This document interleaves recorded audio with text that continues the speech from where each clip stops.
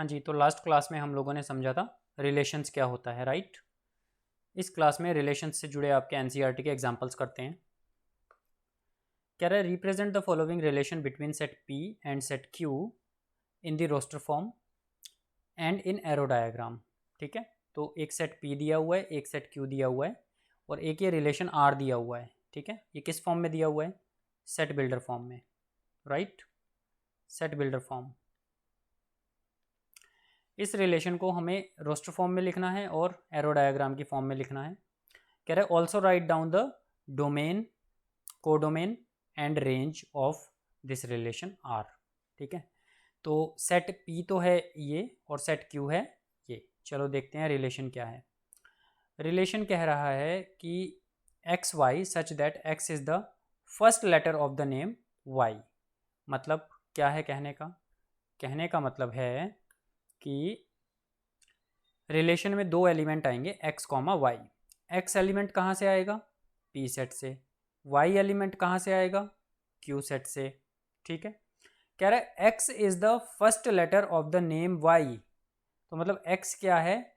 Y में जो नाम है उसका फर्स्ट लेटर है। ठीक है, x belongs to P, x P से आएगा और वाई जो सेकंड लेटर है ऑर्डर्ड पेयर का वो क्यू से आएगा। तो इस रिलेशन का क्या मतलब है? अगर मैं इसको रोस्टर फॉर्म में लिखता हूँ तो इसका मतलब है x is the first letter of the name Y. तो वाई का जो नाम है उसका फर्स्ट लेटर एक्स है। ठीक है, तो अगर मैं यहाँ पे ए लेता हूँ तो ए के साथ किस किस का पेयर बनेगा? देखो फर्स्ट लेटर ए किस किस का है? अली का है। ए का पेयर बनेगा अली के साथ। क्या किसी और के नाम में भी फर्स्ट लेटर में ए है? नहीं है, राइट। तो A is the first letter of the name Y. तो वाई से नाम आ रहा है और यहाँ से एक्स से मतलब पी सेट से उसका फर्स्ट लेटर आ रहा है। तो एक सेट तो बन गया, एक ऑर्डर्ड पेयर तो बन गया ये। अब अगर मैं यहाँ से बी उठाता हूँ तो क्या बी के साथ कोई नाम बन रहा है? एक तो भानु बन रहा है, तो बी के साथ एक तो भानु आ जाएगा और बी के साथ बिनॉय का भी पेयर बन जाएगा। बी के साथ बिनॉय का भी पेयर बन जाएगा, right, because x is the first letter of the name y. ठीक है, तो ये नाम है, इसका फर्स्ट लेटर एक्स है। ठीक है, तो बी आ गया। अब सी उठाते हैं। सी के साथ किसका नाम आ रहा है? चंद्रा का नाम आ रहा है। तो एक ऑर्डर्ड पेयर बन जाएगा सी कॉमा चंद्रा। क्या और कोई भी ऑर्डर्ड पेयर बन रहा है? बस सी के साथ और कोई तो बन नहीं रहा है। ठीक है, यहाँ पे दिव्या है लेकिन यहाँ पे तो डी है ही नहीं पी में, तो बस इतने ही ऑर्डर्ड पेयर बनेंगे। तो ये हो गई हमारी इस सेट की, इस रिलेशन की रोस्टर फॉर्म। कह रहे एरो डायग्राम में भी रिप्रेजेंट करके दिखाओ। तो एरो डायग्राम में भी कर देते हैं। ये सेट पी है जिसमें एलिमेंट्स हैं ए बी सी। ये सेट क्यू है जिसमें एलिमेंट्स हैं अली, भानु, बिनॉय, चंद्रा एंड दिव्या। ठीक है, तो ए का पेयर बनेगा अली के साथ, ऐसे करके आप एरो लगा के एरो डायग्राम बना दोगे। बी के दो इमेज बनेंगे, राइट। ये क्या है? इसकी इमेज है। तो बी की दो इमेज बनेंगी, एक तो भानु बन रहा है और एक बिनॉय बन रहा है। और सी की इमेज क्या है? चंद्रा है। तो ये आपने जो है इसका एरो डायग्राम बना दिया। अब कह रहा है इसका डोमेन, कोडोमेन और रेंज भी बताओ। तो डोमेन क्या होता है? डोमेन होता है set of first elements, set of first elements of ordered pair, of ordered pair, right. तो मेरा डोमेन आ जाएगा ए बी, बी फिर से नहीं आएगा, सी, ए बी सी। तो डोमेन आ गया ए बी सी। रेंज बताना है। रेंज क्या होता है? सेट ऑफ सेकंड एलिमेंट्स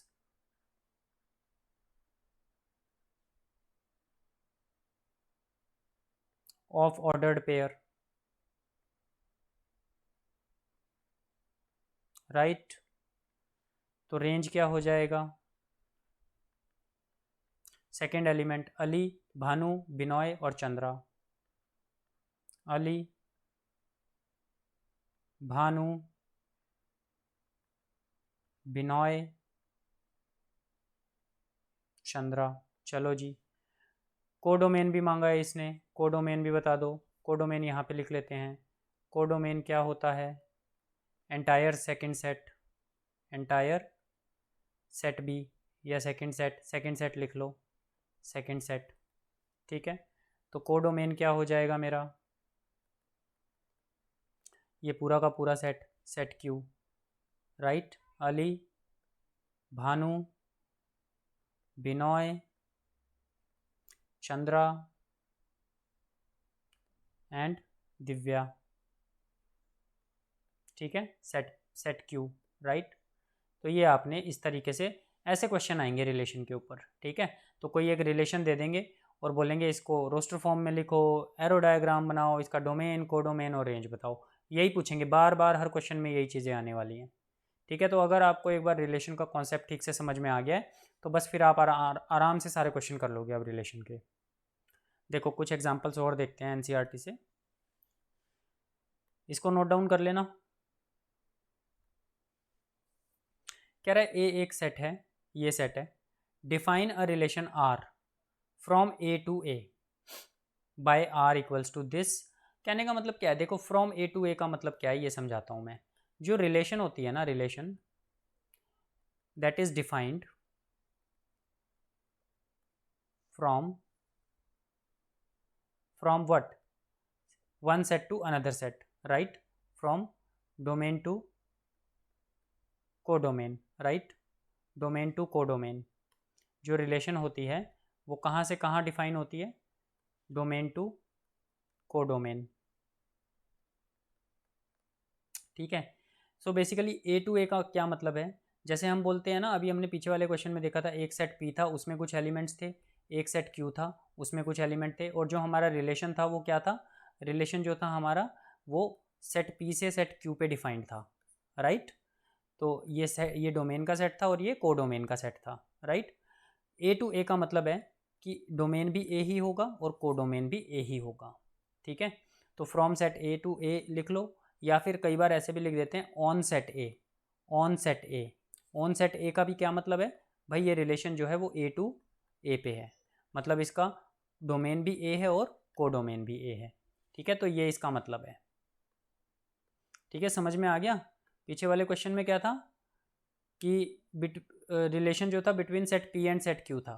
ठीक है, मतलब from set P to set Q. यहाँ पे क्या है? रिलेशन जो है from set A to set A ही है। ठीक है, तो दोनों साइड ए ही बनेगा, डोमेन भी ए सेट होगा और कोडोमेन भी ए सेट होगा। ठीक है, और इसी चीज़ को कैसे लिख देते हैं?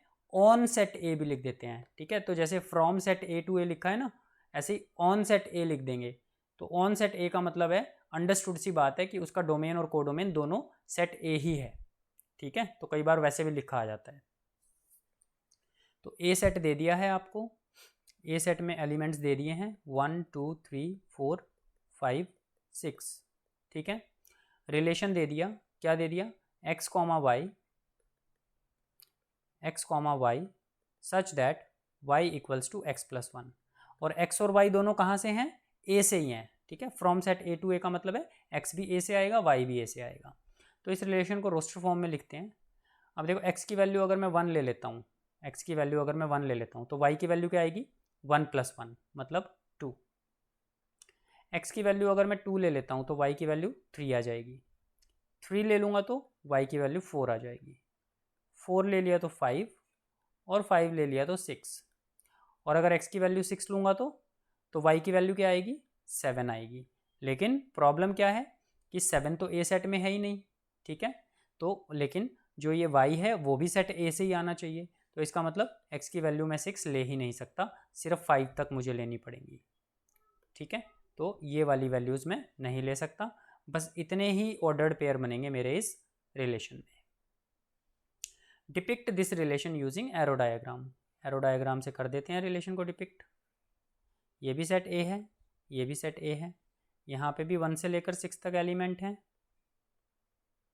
और यहाँ पे भी 1 का पेयर 2 के साथ, 2 की इमेज 3, 3 की इमेज 4, 4 की इमेज 5 और 5 की इमेज 6। डोमेन बताना है। डोमेन क्या होता है? सेट ऑफ फर्स्ट एलिमेंट्स, तो 1 से लेकर 5 तक आ जाएगा, 1 2 3 4 5। रेंज बतानी है, कोडोमेन बताना है, कोडोमेन लिख दो। कोडोमेन क्या होता है? पूरा का पूरा सेकंड सेट। अब यहाँ पे तो सेकंड सेट भी ए ही है, तो मतलब पूरा का पूरा सेट ए आ जाएगा 1 से लेकर 6 तक। और रेंज भी बतानी है, तो रेंज भी लिख दो। रेंज क्या होती है? सेट ऑफ सेकंड एलिमेंट्स, तो 2 से लेकर 6 तक, 2 3 4 5 6। ठीक है, इस तरीके से आपको रिलेशंस के क्वेश्चन करने हैं। चलो आगे बढ़ते हैं, एक और एग्जांपल देखते हैं, इसको नोट डाउन कर लो। Figure 2.6 shows a relation between set P and set Q. तो सेट पी और सेट क्यू के बीच में ये एक एरो डायग्राम के रूप में एक रिलेशन दी गई है। तो कह रहा है write this relation in set builder form and in roster form, और फिर इसका डोमेन और रेंज बताओ। तो पहले इसको सेट बिल्डर फॉर्म में लिखते हैं, सेट बिल्डर फॉर्म में इसको लिखते हैं। चलो इसको सेट बिल्डर फॉर्म में लिखते हैं। तो रिलेशन आर है सच दैट, दो एलिमेंट्स होंगे यहाँ पे, है ना, A comma B, right. X Y ले लो, ए बी ले लो, कोई प्रॉब्लम नहीं है, ठीक है। सच दैट जो ए है वो कहाँ से आ रहा है? पी से, और जो क्यू बी एलिमेंट है वो किसको बिलोंग करता है? क्यू को। ठीक है, इतना हो गया। अब रिलेशन क्या है, रिलेशन समझने की कोशिश करते हैं।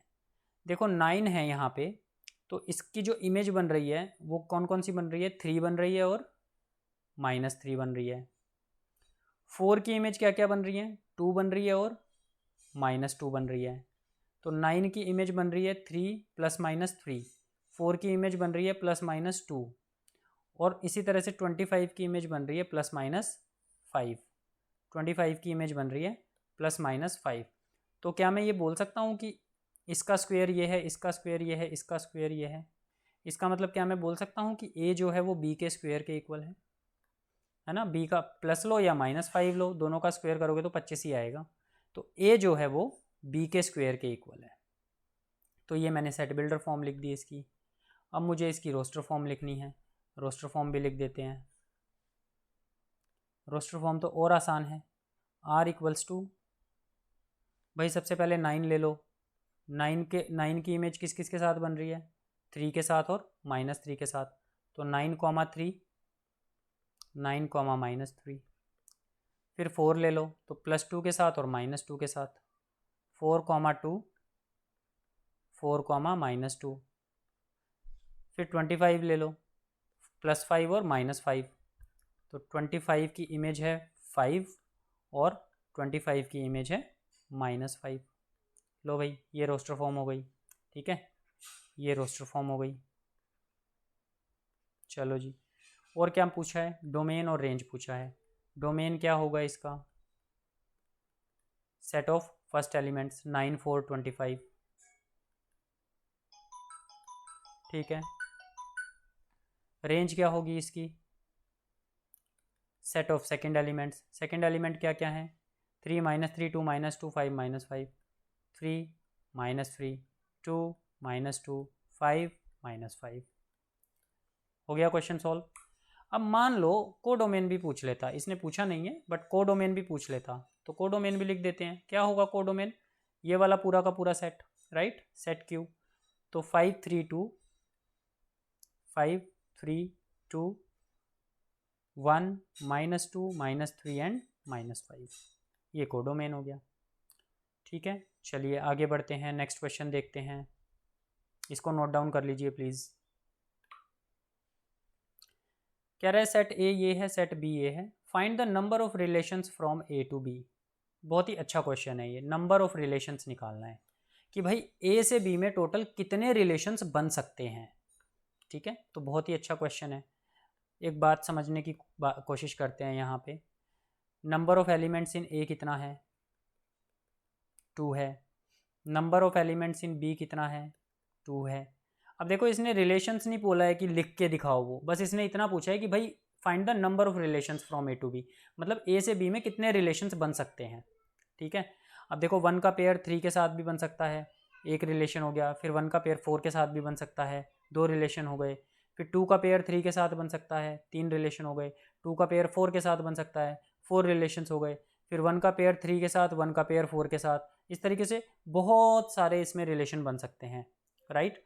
वो कौन कौन से कॉम्बिनेशंस बन सकते हैं और कितने टोटल कॉम्बिनेशन बन सकते हैं वो हमें फाइंड आउट करना है। तो देखो इसको कैसे फाइंड आउट करेंगे, एक बात समझने की कोशिश करते हैं। यहाँ पे एक कॉन्सेप्ट समझते हैं। जो रिलेशन होता है वो क्या होता है, सबसेट होता है कार्टेशियन प्रोडक्ट का, ये तो हमें पता है। रिलेशन जो है कार्टेशियन प्रोडक्ट का सबसेट होता है या इसके इक्वल होता है, ठीक है। बट कॉन्सेप्ट बेसिकली ये है कि भाई रिलेशन जो है वो कार्टेशियन प्रोडक्ट का एक सबसेट होता है, ठीक है। अब कार्टेशियन प्रोडक्ट भी तो एक सेट ही है, राइट। तो मतलब रिलेशन अगर इसका एक सबसेट है तो number of relations from A to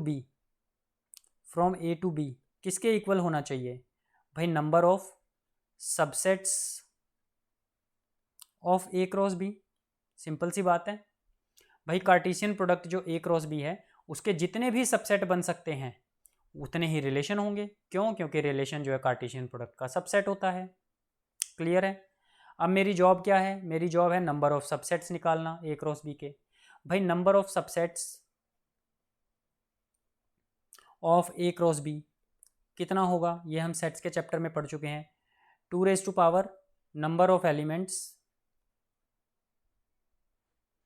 in A cross B, right. Number of elements in A cross B. अब नंबर ऑफ एलिमेंट्स कैसे निकालें in A cross B, number of elements in A cross B, उसका formula होता है number of elements in A multiplied by number of elements in B, which is 2 × 2 which is 4। तो number of elements in A cross B तो निकाल लिया। अगर number of elements in A cross B निकाल लिया तो नंबर ऑफ सबसेट्स भी निकाल सकते हैं। अब तो इसके number of subsets of A cross B is equal to 2⁴ मतलब 16।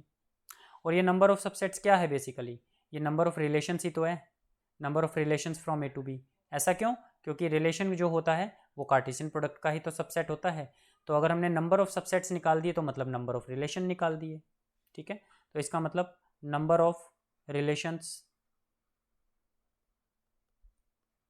From A to B is equal to 16। So that would be my answer, ठीक है। तो ये काफ़ी अच्छा क्वेश्चन था, कंसेप्चुअल क्वेश्चन था, ठीक है। यहाँ तक हमारे सारे एग्जाम्पल हो गए 2.2 के। नेक्स्ट क्लास में हम लोग एक्सरसाइज 2.2 को सॉल्व करेंगे, ठीक है। एक बार इन एग्जाम्पल्स को रिवाइज कर लो, फिर मिलते हैं नेक्स्ट क्लास में। Thank you very much.